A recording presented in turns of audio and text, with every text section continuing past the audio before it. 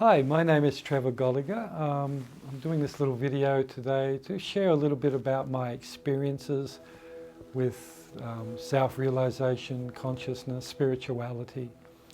Probably should start first off with a little bit of my background and what I'm actually up to. I've been involved with personal growth and healing, meditation and work on consciousness now for about 35 or 40 years. And it really started way back when I was young. I had a fairly troubled childhood. I lived in a house with an alcoholic, abusive father, and my level of self-esteem was quite low. I felt very unloved. I felt alone in my world. And really I was a very shy person because of, I suppose, the emotional abuse that I went through. And really, this brought me on to a search within myself, thinking that there must be more to life. There must be more than what I'm actually experiencing now. And through that questioning of what is life about and where's my life going, I really started to seek out, read lots of little books. I ended up in meditation classes, and it was actually through meditation that I started to get a sense of the bigger picture of the world, not so much my little world where I was sitting in a household being abused, but I started to realize that the world, the universe, and I suppose the spirituality of life was much bigger and grander than what I was currently experiencing. Through my meditations, when I first started meditating, I used to practice very basic forms of mindfulness meditation, which is a very common practice. Even to this day, a lot of Buddhist and Hindu people and a lot of yoga people practice or some form of single-minded meditation or mindfulness meditation.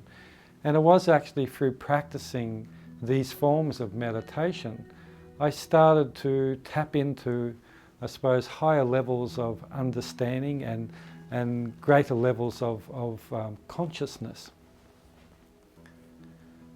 This started to bring me to a point where I started to see, I suppose, more accurately the bigger picture of life. And it actually helped me to, I suppose, become more intuitive and more sensitive to energy in general.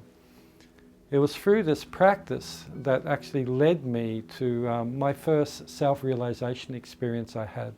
In my late teens, I was practicing mindfulness meditation, but I was also, at that point in time in my life, practicing a meditation practice often called sesshin, which is a practice basically of putting your thoughts or concentration and focus onto a question or point within the room or your body, and you'd keep that focus for days and days and days and days. And I remember the first experience I had of a self-realization experience.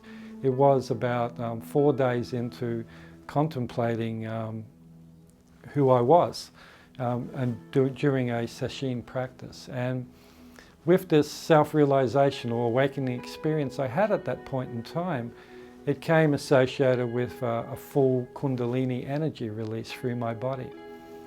And thankfully, when I was experiencing this Kundalini experience, I had a very skilled teacher with me that helped me to relax and allow the experience to occur, because often when you get Kundalini releases through your body, you actually have, as it moves through the main energy channel in your body, all of your chakras, or all of the emotions that are linked to your chakras, are often greatly amplified. And from the base chakra, the root emotion for the base chakra is fear. So often when Kundalini starts to move in that way, you can experience very intense sense or states of fear. And as I said earlier, my teacher was very skilled and allowed me to let go and fully allow myself to experience the fear. And the interesting thing about fear, I should point out too, fear is actually not real. Fear is a mind-made state. When you actually cease to fight or control or resist fear and be in a state of allowance, fear dispels. It's actually not a real energy. It's a mind-made energy. So through my first, I suppose, Kundalini experience that I had, I learnt a valuable lesson in how authentic fear actually is.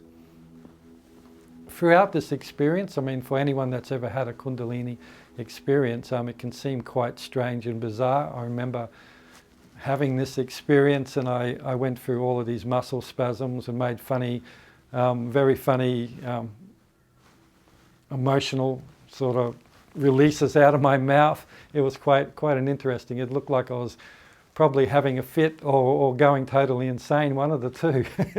It was a very strange experience from that level. But as a result of this Kundalini release that I had, it brought me to a state of very deep connection to the true state of beingness, which is really a non-separation state. I had an experience that I was energetically a part of everything that existed. And as a result of that, it really changed my whole outlook on life. From that moment on, I really started to see people and experiences in a totally different way. I ceased to see people separate from myself, because I knew from that experience that we are energetically all a part of the one energy. So if I started to, let's say, in the past I would judge people, I would, judge experiences, I would judge people.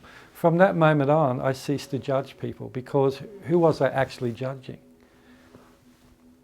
I became aware that I was not separate from that person. So if I actually, in fact, judged a person, I actually was judging myself, because it's the same energy, it's the same person. So that first experience I had there really taught me, or probably more to the point, allowed me to have the experience of non-separation, that everything is a part of the one. And really, as a result of that too, it brought me to a point of understanding equality in experience and people. We are all part of the one energy, we are all the same. No one is better or less than anyone else. And that really goes for experience as well. All experiences really have equal qualities. All experience serves a grander or higher purpose of allowing each and everyone's soul to expand. I'll talk a little bit more about that a little later, but let's get back to this first self-realization experience. Another thing that happens when you have a Kundalini release, it's a little bit like an earthquake. You have the initial experience, but a day or two after, you often get like aftershocks. Same with a Kundalini release. And I remember it was quite funny. I left this meditation retreat I was on after I had that Kundalini experience. I just felt that's all I needed at that point in time. So I went back to Brisbane, my normal life, and my wife decided to take me to the cinema. And this was a day after I had my Kundalini release. And it was quite funny. I remember sitting in the cinema, and all of a sudden I started to get another Kundalini release. And I started to get, my body started vibrating, and I was getting sort of muscle spasms. And I said to my wife, I have to leave. It was quite funny. And it was really strange. I left the cinema and I was sitting in the car park in the shopping centre, and I was sitting there going through all of these weird and wonderful movements. And thankfully no one walked by, because I'm sure they would have thought I was, once again having a fit or dying or something. It was quite funny.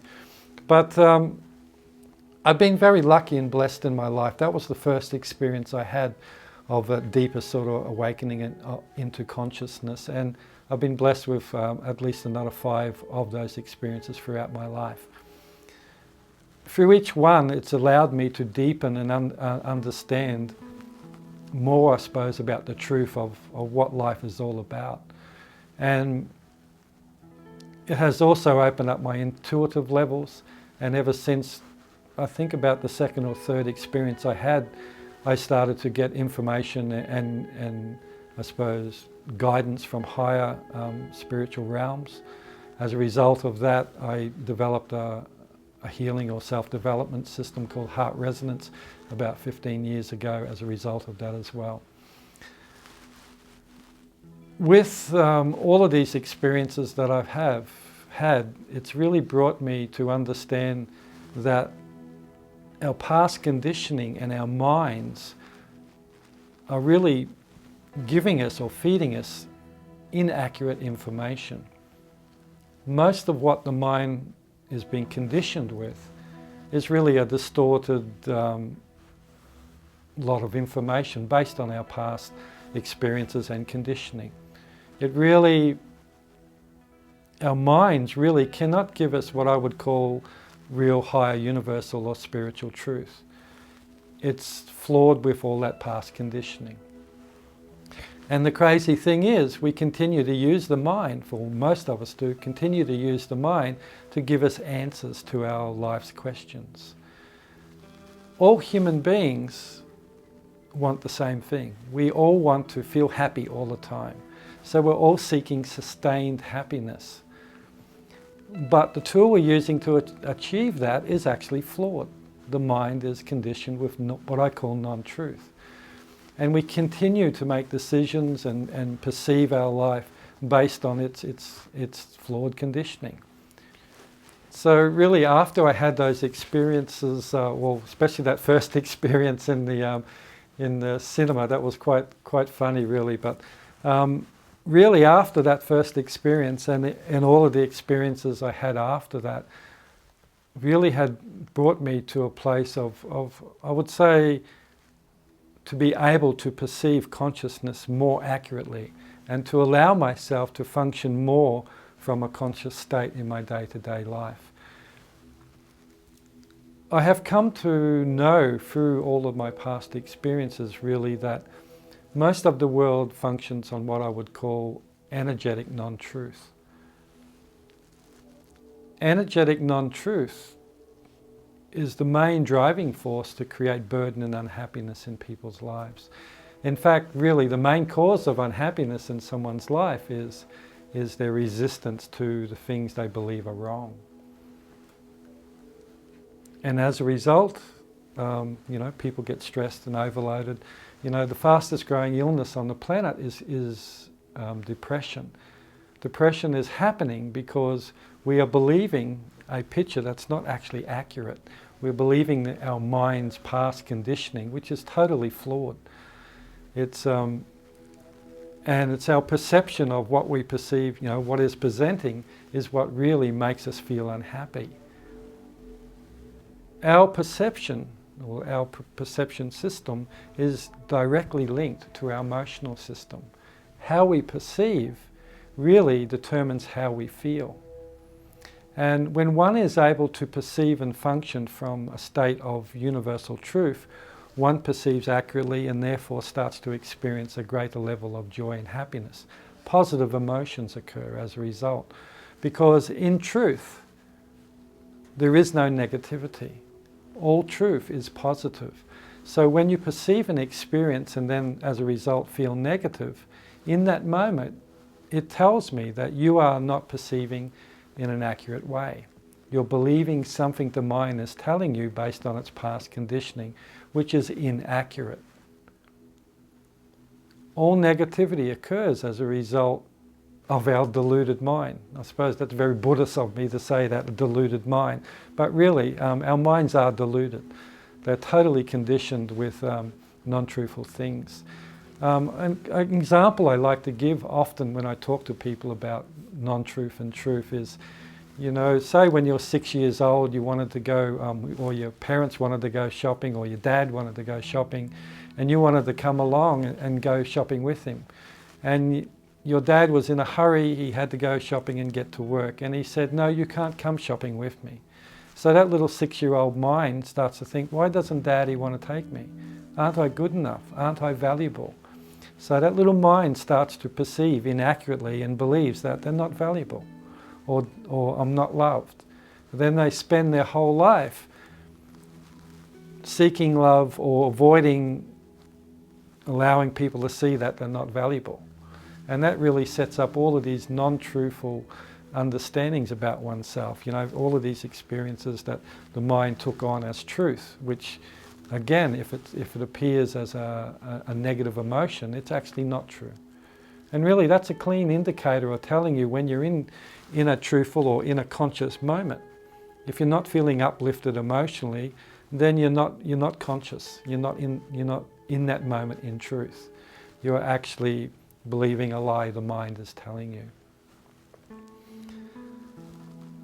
It's really important, I believe, as a result of all of the training and understanding that I've acquired over the 30, 40 years of working with spirituality and consciousness. Over all of these years, it's really brought me to an understanding now the importance of doing my best to be conscious in the moment, to accurately perceive what is real. And every time I become aware that I'm not perceiving accurately, then to do something about it. And I actually use my emotion as a very accurate indicator to tell me if I am being conscious and being in truth, or actually in fact empowering more non-truth in my life. As I said earlier, if I feel uplifted, I'm in truth. If I feel negative, I'm in non-truth. So I've also learnt that to be in a state of allowance, or to be not energetically attached to the experiences that turn up in my life, in its own little way allows me to be more conscious. Because the state of allowance is actually one of the states of consciousness. So when I'm in allowance, I'm in consciousness. And another beautiful thing about allowance, when I'm in allowance, I am not energetically empowering any experience in the moment. A beautiful thing to realize or to understand is that all non-truth requires continual empowerment or continual nourishment through energies that we produce to actually exist. Non-truth is exactly what it is, non-truth. It's not real. So if I'm living in a state of allowance, then I cease to empower or feed my non-truth, and it starts to literally die and leave my life. So I suppose if I give you anything at all in this little video today about how to be more conscious, or how to move forward from where you currently are now, and that is to develop your ability to live in a state of allowance. And to develop your ability to acknowledge what is real and truthful in each moment. And if you become aware that you're not in truth, to do your best to move towards it. One of the simplest ways to be in the energy of truth, when you become aware you're in non-truth, is recognize the truth of why or where you currently are. To give you an experience of that, let's say I was sitting here or having an experience with somebody, and all of a sudden I started to feel negative. I know when I feel negative in my emotion, in that moment I'm validating a non-truthful energy or experience, or a lie my mind has told me to be true. So the simple fact of acknowledging right now I'm aware I feel negative, the only way I can feel that way is if I'm validating or believing or giving energy to a non-truth. If I make that little statement in my head, that statement carries the energy of truth. And straight away what it does, it takes me from the empowering and feeding of non-truth and brings me straight in alignment into the frequency of truth. So even if I just do that, every time I become aware I'm in non-truth, acknowledge the truth of that, right now I'm in non-truth, instantly puts me in truth, because that's an energetic, truthful statement. So by doing that, I start the process of disempowering my non-truth. As non-truth starts to get weak and starts to dissolve and leave my life, I naturally start to experience more of my innate truth, which is basically the frequency of consciousness. So by living in a very allowing way, and every time I recognize I'm in non-truth, acknowledge the truth of it, I start to step myself towards a more conscious and really a more enlightened life. And as a result of that, all of the qualities of a higher conscious life start to appear in my life. I feel more happy, I feel more contented, and things to start working better in my life, simply by doing that. So I suppose if you get anything from this little video, it's really whatever you can do to become more allowing. Whatever turns up in your life really is 100% right for you. I believe that we are all just souls in a human body, and our souls are existing in a human body for the sole purpose of expanding soul's consciousness. And how we do that is through direct experience. So every experience we have, regardless if we perceive it as good or bad, is actually expanding soul consciousness. So on one level, all experience is good. So when we allow all experiences that turn up in our life to be there and actually acknowledge that it's having a positive, empowering purpose for your soul, your emotions start to feel more joyful as a result. So this will help you not energetically involve yourself and get attached and get all, restrictive and rigid in your energies, because if you're doing that, you're actually setting yourself up for a very unhappy life and eventually illness. So when I'm living in a state of allowance, I'm being more in my, I suppose, truth, and therefore leading a more authentic life. So if something turns up in your life that you really don't like, just do your best to observe it without judgment. And really this brings me back to the original meditation practice that I used to first practice way back many years ago, and that is mindfulness meditation. Mindfulness meditation allows you to observe what's present without making judgment. So mindfulness meditation really is such a valuable tool to allow you to function in a state of allowance. And if you can, increase the amount of time you're in a state of allowance throughout your day-to-day life, you're going to be in a much better positive and conscious state. What I'd like to also mention is a little bit about, I suppose, where I am now. I've been through this journey from a young age, and I've done a lot of work on myself, and I've helped a lot of people along their journey as well. One of the things I do is I actually mentor a lot of students around the world. As I mentioned earlier too, I also teach the system I grounded called Heart Resonance all around the world, and I've trained many people in that. Me now in the present moment, I suppose I'm a totally different person I used to be when I was really young. As a result of all of the energetic work that I've done, I perceive life differently. I do my best not to make judgment of people. I do my best to not make judgment of experiences. I believe now, from where I sit in my perception of the world, I believe whatever turns up is exactly right for what my soul wants. So reaching that point in my understanding has really freed my life from judgment and a lot of the restrictive energies that I used to beat myself up with for many years. And the ever-increasing importance in my life about allowance, I see is very important also, not just for my life, but for everyone else in the world, and also because the world, I suppose you would have to be energetically dead not to realize that the world is changing. The world is actually going through quite a lot of shift as we speak. A lot of that is presenting as turmoil and chaos, environmentally, people, different countries and different religions all sort of squabbling. There's lots of chaos around the world as we speak. I see all of this really as a transitional period from our old fear-based, lack-structured world, moving us towards a more conscious reality.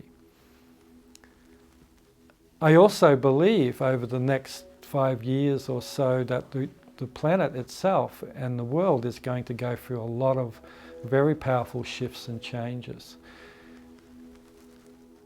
And when all of these upheavals start to occur even more and more than they already have, it will then be even more important that we start to live in a state of allowance. Because if we're not allowing everything to unfold without grasping and resisting, we're going to have a really hard time of it. So do your best to allow. Do your best to, whatever turns up in the world over the next 5 to 10 years, do your best to have acceptance. Don't involve yourself with judgment and criticism and negativity. Do your best to feel love for all of you, not this you that you see in the mirror, but everything is a part of you. As I mentioned earlier in this video, I've had an experience that there is no separation of anything in existence. We're all part of the one. So it's important to love all parts of you to have a full, I suppose, contented and loving and conscious and authentic life. So whatever turns up through the changes that's going on in the planet and the people and the environment, do your best to have acceptance and just keep your focus on what is truthful, what is of love. And that will put you and also really everyone else in the best possible place to unfold into, I suppose, the new awakening this planet is actually heading towards. A lot of the dysfunction in the world is this a clearing process. It's a purging so we can actually have a more, conscious world. So even though it appears bad, it's actually a very good thing. It's part of the change to bring us to a higher state of consciousness. So do your best to allow, do your best to love yourself and others, do your best not to judge, do your best not to hold on to anything, don't repress emotions, express how you feel with love without judgment. Do all of these things and this is going to give you the best ride through the planet's awakening, I suppose you would call it. So thank you for watching this video. I hope you got something from what I've had to say, and hopefully we'll see each other in the future. Thank you. Bye-bye.